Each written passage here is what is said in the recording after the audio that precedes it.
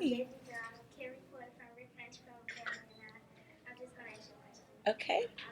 Have you ever had any obstacles that you had to overcome? I don't know a person who hasn't had an obstacle they've had to overcome. Yes, I've had many. I think that I speak so openly about my experiences as an African American woman in classical ballet. I think that's probably been one of the bigger obstacles for me on a grander level. Personally, I've had injuries and doubts and those types of setbacks, but I'd say that probably the hardest was really grasping and understanding how important it was for me to be in the position that I'm in, to stick it out and to have a voice and to speak on behalf of so many who'd come before me and who are dancing next to me in other companies and who will come after me. And how did you on some of your obstacles? How did you overcome? Um, Belief in myself, which I think came from having great mentors in my life and people that were there to push me and to guide me. But that's probably been the number one thing that I've needed to keep me on track were the mentors in my life. Thank you. Thank you. I'm Misty Copeland from Baltimore, Sun here. Hi. How are you? Good. Good. Congratulations on all your accomplishments.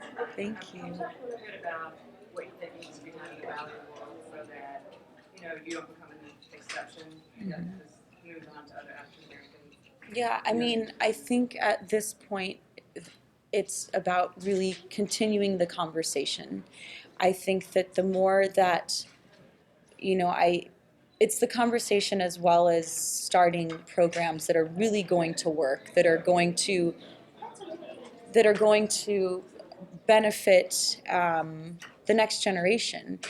Something that I've helped to start with American Ballet Theater is Project Plie, and it's also with the Boys and Girls Clubs of America, and that's a diversity initiative. But it's really starting from the root and reaching out to communities that don't have the exposure or the means to be a part of the classical ballet world. I think it's about starting from the bottom in that way, and then for me to really just to speak about my experiences so that things change at the top, so that there are changes that are being made in the bigger companies, because that's where they're lacking diversity.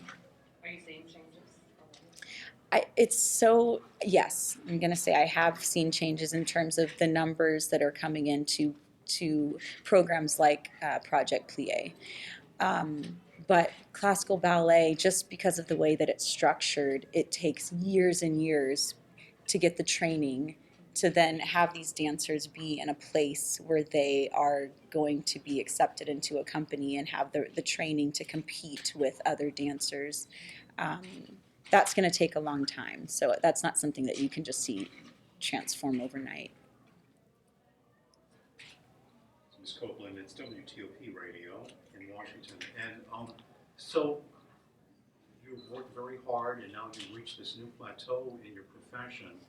And can you enjoy it and carry sort of the weight of responsibility that goes with being a principal player and so forth? I feel like my entire career has been just proving myself. And I think I'm finally at a place now where a lot of those pressures I don't even feel I realized were there are they've been lifted off of my shoulders. It's a different type of pressure now, and it's a responsibility to be a principal dancer. So it feels good to be in this position, though it just happened, and I haven't really gone through the process of being back in rehearsals since I've been promoted, because I was promoted and then the company went into a layoff period. So I don't know, but it feels nice that I'm going to have different things that I'm stressed about. I think more so just focused on the work, and that's really exciting. Sorry, Gabriella Suzanne with Baltimore Magazine for Arts and Culture Editor. Hi. Has there been moment where it really sunk into you, the magnitude of what happened this summer? I don't know if it really has. I've had moments here and there where I'm like, wow, like it's a reality, but it's not really a reality to me yet because again, I'm not on stage and I haven't gone through the rehearsal process where it's just going to be a completely different thing. But at the same time, I'm in this home, my home, where I've been for 15 years, but I have a different positioning now. I don't know, there have just been certain articles that I've read that I think have triggered me understanding what it means to so many people. There was an article written and just cut the comparisons between me and Serena Williams. And I think reading that article just really hit home with me. Just all the similarities of things that we've experienced and gone through and what it means to the culture for us to be here. Ms. Copeland, can you say a little bit about today is the official day that you take over your duties, and you're doing it in a city as historic as Baltimore. Given the events that just transpired here, there's going to be a lot of people looking at what's going on here today with some type of perhaps hope, or I guess can you just say a little bit on all that? I've always talked about how much the arts can do for someone, that it's so much more than me getting this attention and becoming a celebrity. Like what it means, I think, for someone like me in an art form that I'm doing to reach people, I think that's what's going to uplift and in a way that I think a lot of artistic celebrities can't really motivate. I think that something like dance and especially in the classical forum, it's just on a different level, I think, of educating people and making them feel like they're a part of something bigger than them. And I think it's important for me to be here in what it means for the community, that it's good news and it's happy, and I think everyone can celebrate and enjoy in this time with me. Lisa, the Afro-American newspaper. Hi. You've never kind of shied away from issue of race and how it's, something that you had to deal with as far as racism in your time at the top. Do you think about yourself as an activist, and do you feel like that's who you are? I've never thought of myself in that way. I'm just speaking my truth and my experiences, and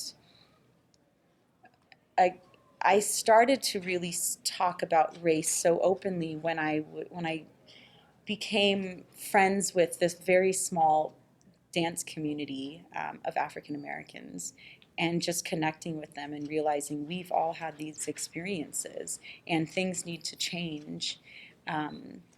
So I think it was just me knowing that people could benefit from hearing what's going on and feeling a connection to me, and that they're not alone in these experiences, and that together we can make change happen. So yeah, it's just something that I feel passionate about and I think is important. Are you celebrating Valentine's Day? Sorry? Are you celebrating? This, I guess, is the celebration. No, I didn't have any plans to celebrate. I'm really just focused on the town, the Broadway show that I'm getting ready to do, and yeah, I don't celebrate often. Hi, Misty. It's good to see you You again. too. Congratulations, first of all. Thank you. Question for you. I know we have the exhibit here, the Dance Theater Harlem, 40 Years of First, and you've recently taken a master class with them, with some choreography, some things you've been working with them. And I was just wondering, because the career of an on-stage dancer is relatively short, have you thought a bit about your 5-year, 10-year plan, and would all of the things that you'd be doing actually include the arts, or would there be some endeavors outside of the arts? Even at this, well, I just I never imagined any of these things would be happening. in my career. It's so incredibly special that I have the opportunities that I have, but that's all because of ballet. And it's all connected to ballet in some way because that's where my focus is and that's what my passion is and that's what I think I was born to do. I think I will forever stay a part of the arts because I know how important it is. It saved my life and created this life for me. So I will forever give back in some way and stay connected. But it's hard to predict what I will be doing in 10 years because I didn't think I would ever write a book or have a documentary or just so many things I never thought. So I just try not to limit the possibilities of the future.